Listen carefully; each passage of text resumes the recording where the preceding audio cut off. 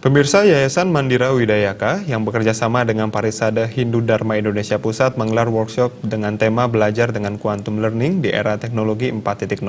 Workshop yang diperuntukkan bagi pesraman se-DKI Jakarta tersebut yaitu bertujuan untuk mempraktekkan metode quantum learning agar peserta pesraman memiliki keterampilan praktis mengajar, efektif, menarik, dan interaktif.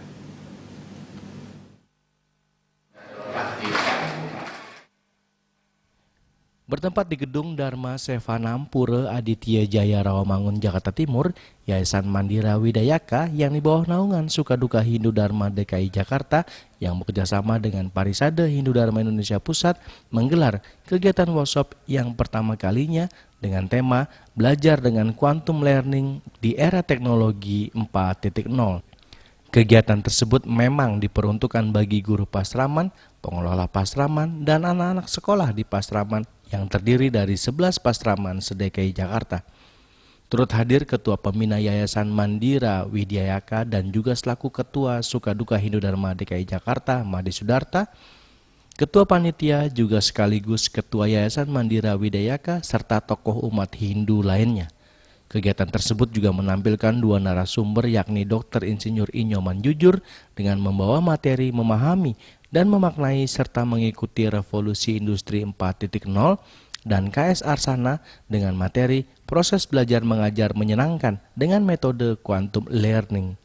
Tujuan sesi pembelajaran ini juga untuk mengenalkan quantum learning sebagai metode pembelajaran serta mempraktekkan metode quantum learning guru-guru pasraman agar memiliki keterampilan praktis mengajar yang efektif, menarik, interaktif dalam suasana yang menyenangkan.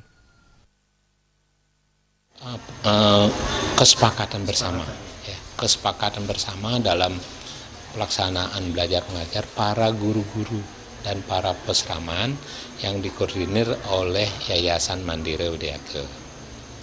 Nah, untuk itu dalam pelaksanaan workshop learning edukasi 4.0 ini diharapkan nantinya dengan adanya beberapa narasumber